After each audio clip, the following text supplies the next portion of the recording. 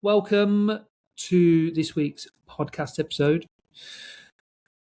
Going to give you a bit of an intro. We're going to start to do these so that effectively, if you're not interested in what's to come, then you don't have to spend the next 27 minutes to half an hour listening out. So a little bit of an intro. Obviously, we have got it in the show notes, but for your ease, we're going to go through advantages of having a podcast. So a lot of the guys have their own podcasts that we work with in the academy, and there's a few that have started things up. So that was one question. How many emails should you be doing a week? We all talked about what a tough moments we had in our businesses and careers. So that's a bit of an insight, nice little insight into like a little bit of our history. Talked about YouTube channel, like the cadence of that and the rhythm and routine of it. We have questions around what a reusable, easy, quick lead magnet is in relation to pulling people into a front-end offer. We have how do we take a large group format and convert people and upsell people into a small group coaching model. And the other questions were, a really good one on how to manage mental fatigue when there's a lot going on in life, personal life, and also running a business. So that is what we cover today. Really good podcast with the guys. If you like it, drop us a review, ask us a question, and we'll pop it into next week's. Enjoy. Welcome everybody to the PTMA Podcast. I hate saying that. It's not a very easy thing to say, is it? PTMA Podcast, you know what I mean? Anyway, welcome everyone to the podcast. Welcome Sky, welcome Anthony.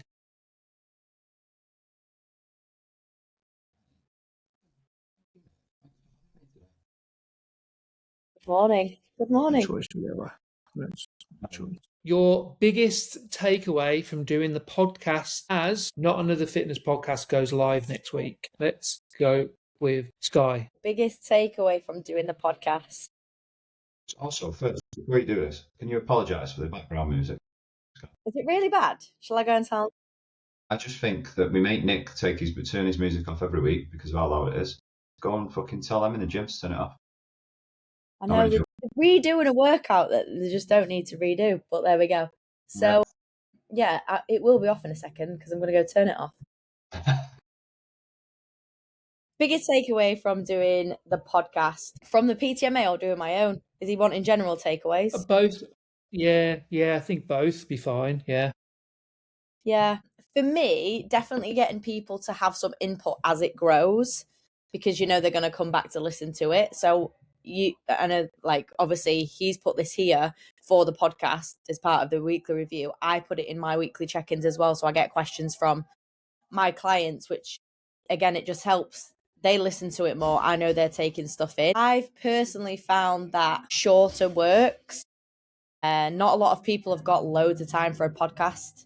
And I know that I personally won't listen to a podcast that's like longer than an hour. So I think shorter podcasts and having other people, if you can get other people on as well, like your clients or other coaches, I think it just mixes it up from it always being just your voice, and you can bounce off people better. And another takeaway I would say is if you can do it with visuals, then you can kind of double up with content as well. But I think it's a brilliant way to get your message across, and I'm really glad that I started it because it does feel like something that you just throw out there and you don't always know if something comes back from it, but it's just loads and loads of little lead magnets that you can always use and reuse and send people to. And I think you do eventually, it compounds and you do get a lot back from them. So those would be my takeaways. And what takeaways from podcast? I think when it seems quite hard sometimes to get your personality across on social media, if you've tons of time to jump on stories, or it's not second nature to you like it is for a lot of people, I think podcasts are a great way to get that personality across. So that's where it's helped me personally, or us. I said that as if it's helped us with my personality. Probably not. Probably the opposite, really. But you know what I mean? It kind of allows for us to get our personalities across so much easier. Whereas I think it's quite hard to do that sometimes unless you're absolutely on stories constantly or getting it across within your content. So, yeah, I think that's a big takeaway that I've took. And the other thing is that if you need to have a clear objective with it, right? And I know that's a throwaway statement, but I think it's easy to just go, right, I'm doing this for my clients, but also with the hope that it ripples and brings me some awareness. No, like if you're going to go, I'm doing this for awareness and I want a lot of people to find me and a different medium for me, commit to it. And if that's the case, commit to doing the cringy shit, like subscribe to the channel, tell people what you want them to do, subscribe, review. We're terrible at that, but purely because this has become like literally a habit for us every week for the past 5 or 6 years. But we need to be better at that because we originally started this with just you lot in mind. And I suppose that is still the case. But I think if you're going, no, I need this to be another medium of awareness and attention, and I need it to ripple far and wide, then you need to commit to it with the things that you want them to do, regardless of how much of a cringy bastard you feel at points. So I would say that back yourself on that, because otherwise you can do it for a lot of time and not get the subscribers you want. And yes, it's great, but at the same time, it's not meeting the main objective. You're just hiding behind that. So yeah, I would say that too. Next question. Sky, I'll let you ask. What's the reasoning behind the IG lives returning? I came into your business off the back of those originally, so I'm happy that they're back. Are they back? They were back for a week. No. So the reason behind them is the fact that we're leading people to the Connected Coach. So we were on sale for the Connected Coach. We wanted to spread awareness and attention, and we wanted to add context beyond a fucking 60-second reel or a 10-page carousel. So like coaching is complex, and we wanted to try and get points across and articulate them in a way for each coach to come on and be able to take something from it, to value what it is that we offer from a coaching, communication, or whatever it is standpoint, to then start to learn and understand a bit more about the Connected Coach. So that was the underlying reason for it. But what I will say is that when we do them, we always get decent feedback from them, whether that be on them or afterwards. So they need to become a bit more of a staple, if I'm dead honest, and they will do.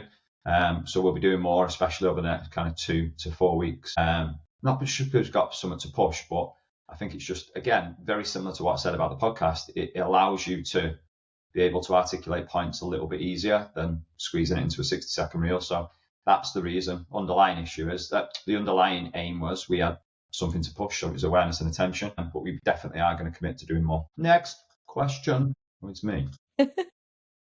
Problem is I'm not doing it on my phone, so I might have missed one here. How many emails should I be sending out per week to keep people engaged, not for driving a giveaway? So just the constant emails. Nick? I think on a base level, like 1 to 2 emails a week. I think it's not so much like I had this conversation with a coach a few weeks ago, and they put down one of their objectives is to get like an email out 5 times a week. They're great aspirations. But what I want you to make sure you do is not compromise volume over quality. And so we actually decided that we're going to have like 2 of these frameworks of emails. Anything more, like if you're dying to say something more to your mailing list, after that, go for it, but don't push for 5 purely because of 5 and compromise the actual quality. So if you can get 1 email out a week and it be quality, and you are, you're passionate about it, and you really want to kind of get something out there to talk about to your mailing list that's going to be of value, or sharing an experience or an opinion, then absolutely, I think that's the thought process to go through. So I think if you're starting out with emails, or you've just come off the back of your first lot of emails from like a campaign, get into a nice like rhythm of once a week, if you can twice a week. Anything more than that, I think you should probably save for when you do launches, because what you want to do is have a nice kind of balance between value, personality, and then as you go towards launches, you want to increase the volume over that particular week. If you have that volume consistently, then that potency of message during your launch week is probably not going to be as impactful. So yeah, one to 2 per week quality. What's a notably tough moment in your career that you've overcome, ASCII Hill? God, there's been a few. I think it was in the beginning for me. I'm not sure if PTs are a little bit better set up these days. Like when I first qualified 10 years ago, you didn't really have business mentors. That wasn't really a thing. It's definitely not something that a fitness business or a personal trainer would think about. I think it's because you come into it and you don't view yourself as a business owner. You just see yourself as a personal trainer who just delivers fitness. But that was a really hard shift to make for me. Is like it kind of feels exciting and novel to be working for yourself until it's not, until you realize all the things that go into it and all the things that the systems you have to have in place, the marketing that you need to do, the amount of interactions that you need to have with people before they actually come anywhere near your business, and the way that has to be structured into your week. I didn't have any of that. So I got busy by the off chance, because I was the only female in my gym, really quickly, but then wasn't really delivering a very good service, didn't really know what that looked like or what that should look like, didn't have any system to bring people in. So when I started churning all these people out, I was kind of left up shit creek without a paddle because I didn't have any revenue and no leads to pull from. So my career was really tough actually in the beginning. And I think it fell at the same time that you two came into the Pure Gym and delivering the business days. And I genuinely don't know if I've stayed within the fitness industry, or definitely not doing it in a self-employed way, if that course hadn't come around at that time, like 2015 I think it was. So yeah, that was definitely a tough moment in my career.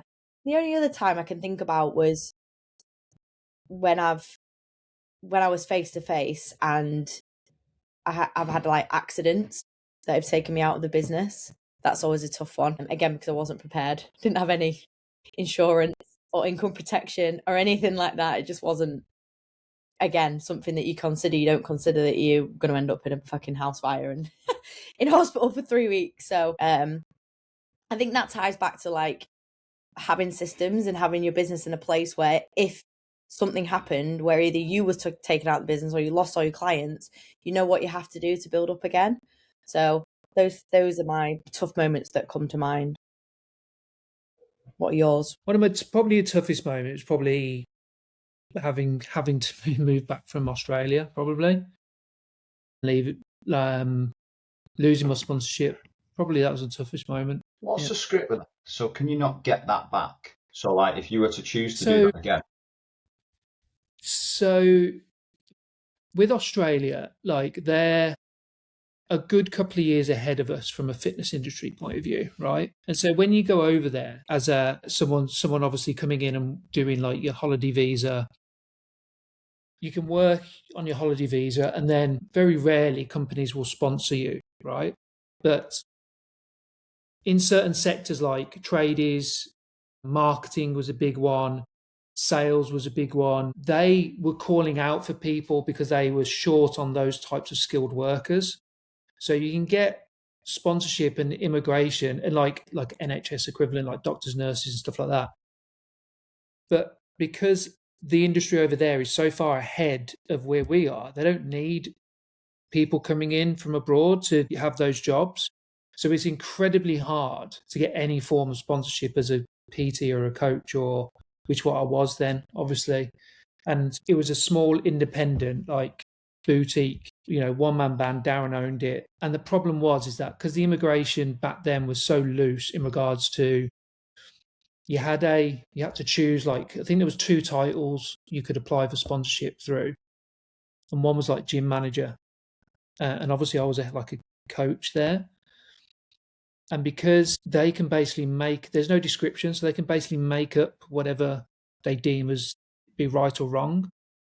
And essentially, when we were going through all the paperwork, and it's a very big commitment for like a gym owner to do.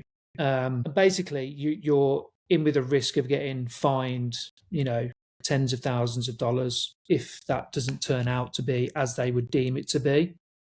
So there was basically, I came home for 2 weeks before going back to kind of start this. And I think he rang me when I was half pissed on a night out with my mates because of the time difference, and delivered the news. So I went back anyway, and then did a dodgy second year visa under the table, basically. And stayed for another year.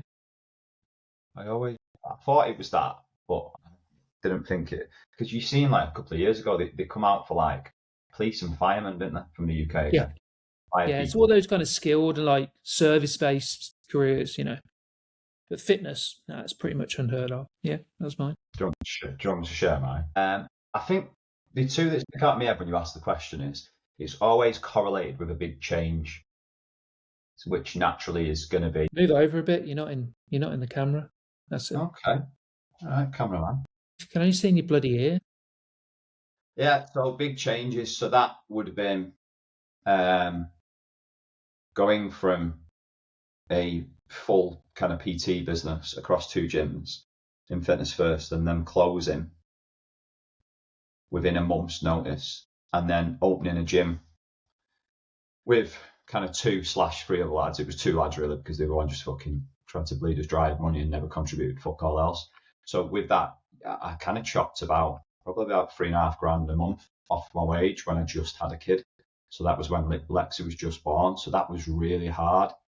And to a point where I put all of my mortgage savings at that point into the gym, and never really seen them come out of it. So that was really tough, because I felt like I'd done a lot of hard work to then feel very stuck, and it become unpredictable and no longer just in my hands, because I was with someone else in business. So that was really hard. I think also transitioning, like going from any really well paid business or role, and then taking the risk to take the chop, because you build up to live a life. Let's say you start to earn, I don't know, 7k a month or whatever. I'm just pulling them random numbers out. And you build that life around that, don't you? And you only think of, actually, I'm only going to earn the same or more, or stay under that VAT threshold, which was my target at that point, just to stay under a VAT threshold.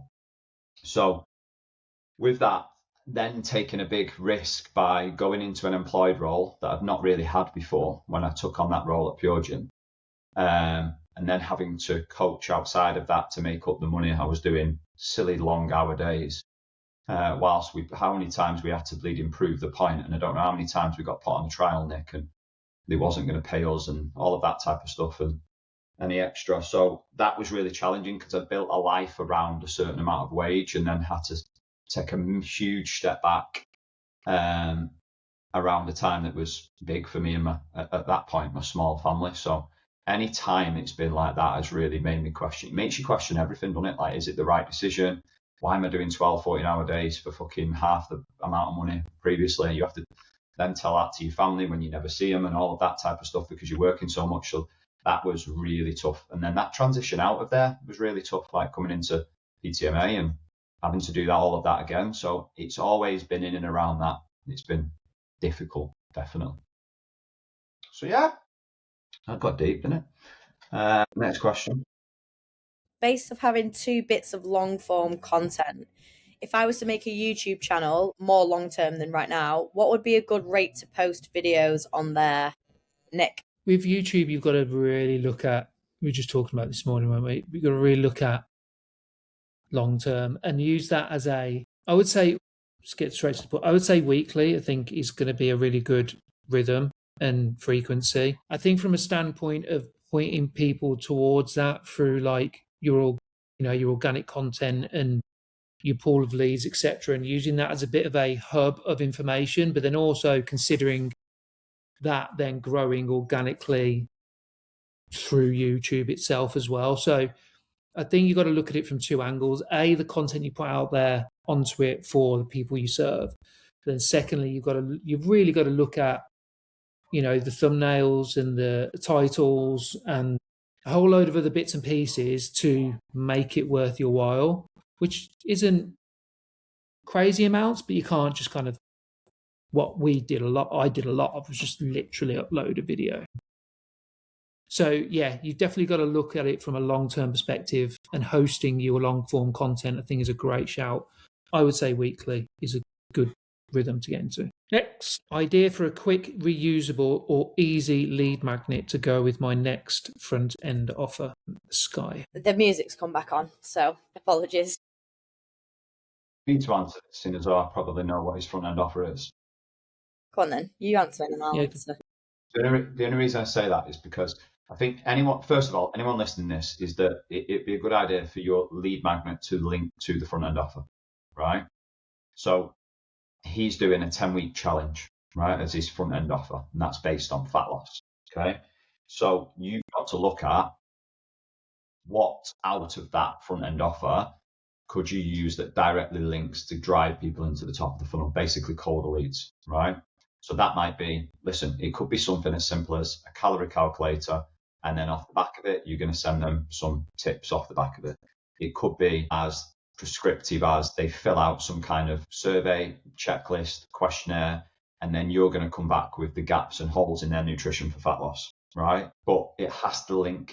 So I would probably do like a session or a training or a live webinar or a workshop. And I talked about this morning because I don't think it gets done enough in gyms, where you do like I used to do, as terrible as it sounds, like Nutrition 101 for fat loss. That used to be the name. I can remember how shit my PowerPoint was. It was like word art. I used to do that like once a month within the gym sometimes, or once every other month. And I think more, because the gyms do a lot of learn to lifts in pure gyms and commercial gyms, like breaking that up and doing something in and around nutrition and fat loss, I think would be a great shout, whether it's to do that as a workshop, whether it's to do that as a live session online, or something like that. It gives people an understanding of, actually, this is what needs to be done, and here's the gaps in why you struggle to do it every time, and here's where the 10-week challenge can fill that. So that would be my suggestion. Next question. If you were currently working in a large group coaching setting and wanted to introduce SGPT style coaching model in the same gym, how would you implement it, build it out, and help people understand why the price is higher? Sky, imagine you going doing that now. Yeah, that's what I was trying to think about, like doing that in Grit, because all we offer is large group coaching, like up to 16 people in a session. If it's High Rocks, it's up to like 30 odd. So how would I implement it? Well, I'd implement it the same way I would implement anything. I don't think I'd be doing it from the people that are already in there. I think I'd be bringing new people in, building out my marketing online, maybe through ads, local Facebook groups, maybe referrals from current members that are already in the gym. I would obviously build it out to what you're going to have to differentiate, right? Because for me, price point, it goes up the more kind of individualized, or the more touch time or more support you're getting from that coach. Now, in a large group coaching setting, you are getting some level of coaching, but it's not necessarily individualized, and there's not necessarily any support outside of that 1 hour. Certainly not for us. We do the odd educational piece here and there, but you don't get check-ins, you don't really get nutrition support. You take care of logging all of your progress, and yeah, coaches kind of will get to understand you. But I think when it comes to small group PT, you've got to communicate that it's going to be that, but on a much deeper level. So it will be more personalized, it will be more progressive. You will get support outside of that with nutrition, a check-in, maybe whether that's weekly, bi-weekly, monthly reviews. So that's how you would help people understand why the price is higher, is because they're getting a much deeper level of service than just turning up to a large session, taking part and going home. So yeah, that's a very vague overview of it.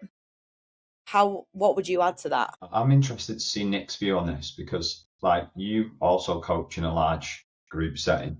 If you were to go in there and start to build a small group training service within your gym, what would you do? It would be very outcome based, very specifically outcome based. It would be looking at the holes that are currently in place right now in that model, like you're programming for the majority. There would be milestones, there would be specific assessment weeks, testing weeks, there would be, like Sky said, the feedback outside of that, and there would be a correlation between, large group. When you get above like 12, you're instructing and not really coaching. Like you're coaching cues, but you're not coaching individuals really. You're getting round and trying to divide your attention between 16 people or 12 people or whatever. So you're very much instructing versus coaching. And I think majority of the time in those environments, it's much more technical. It's much more people wanting more performance. is people getting frustrated with like current things they haven't got time to do and focus on. And obviously, this question's from an Olympic lifting coach. So it would be, deemed as like personal coaching versus small group PT. I think definitely people understand why prices are. Yeah, and I think you look at what you've got now and where the holes are. Like, why have you created the small group PT model? Why have you created the one-to-one model? Because it's steps ahead of, like, as we say, a larger group format. And when you're steps ahead of that, you're getting more personal attention on your technique, on your drive, on your everything moving forward. So it would come off the back of a need, a want, like anything, and creating demand for it. So introduction-wise, I wanted to introduce the same gym. I probably would do like some, especially with people, if it's taking people from the same pool of people within the gym, they've got to understand it and feel it. For example, if you were going to take one-to-one clients into small group PT, you'd probably go for a little bit of a trial period with them.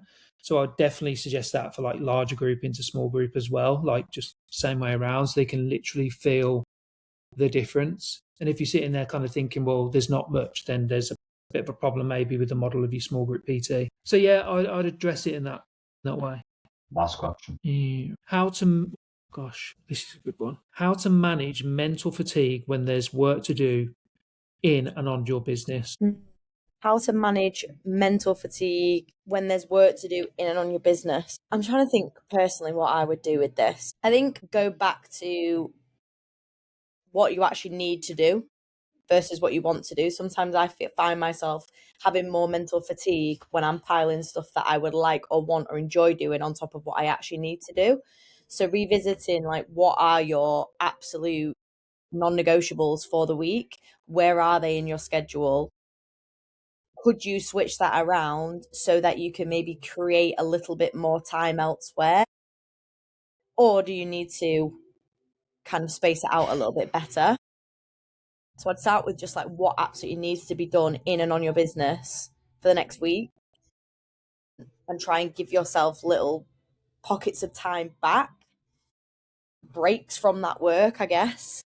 And then start to layer on top of that things that maybe are like want to do's or things that are in the pipeline for the future that you want to get started on. Sorry, they've turned the music right up. So yeah, I would just strip it all back, go right back to the beginning, look at my schedule, look if that's serving me right now, if there's things in there that are extra that are not normally there, and try and find ways that I can give myself breaks. When that fatigue builds up, there's a tendency to feel like, well, I need to push and push and push and stay in this like work block 12 hours a day, get everything done. And that's not always productive. So if you can try and manage it where you are not constantly switching from tasks, you are doing a task, break, then doing a different task. That helps me personally. But I'll pass over to one of you two. Okay, so one of the first things that I would look at is jumping out and probably having a bit of time of going, what's creating the mental fatigue in terms of, because I know this person's just in the middle of a house move, right? And that's stressful enough. So I think it's important to go and sometimes compartmentalize the fact that you can't be great in all areas of your life when you're moving house, right? So there is always going to be an element of mental, physical, and emotional fatigue in any leading house move period that's going to affect, if you're running a self-employed business, it's going to be quite hard not to affect it. So I would also then look at, from a business perspective, where's the mental fatigue coming from there? Because a lot of the time it's us reacting to things and probably not having time to sit down and go, right, what is the 1-2 priorities right now? And what is the minimum effective dose in terms of time that I can invest into that and energy in and on business with how I'm currently feeling? And how do I think I can squeeze as much as possible out of myself within that time? Now, if that meets the aims, great. If it doesn't, then something's got to give, because especially if that's going to be the driver of your revenue and therefore your business and the house and all of that type of stuff. So managing mental fatigue, in my opinion, is taking some time out and starting to reflect on what you specifically need to focus on with aims, clear objectives, and then making sure that the actions, similar to what Sky said, represent what's happening in your week. And you can have a forward view on all of that stuff instead of reacting to things, because you'll find that reacting to things will increase a level of mental fatigue anyway. So for me, it's taking that time out to do that, and then understanding what, if it's going to be a minimum effective dose, great. Or do you need to give yourself a bit of a kick up the arse from a compassionate perspective and going, actually, some of this outside of this needs to give. Like, I might need to give up a little bit of a weekend to work whilst everything else is going on. So you need to have them conversations with yourself, but the only way that you're going to do it is to sit down and make sure that you're really clear on what your goals are and what the plan is, and therefore what the action should be in your week. Anything you would add to that, Nick?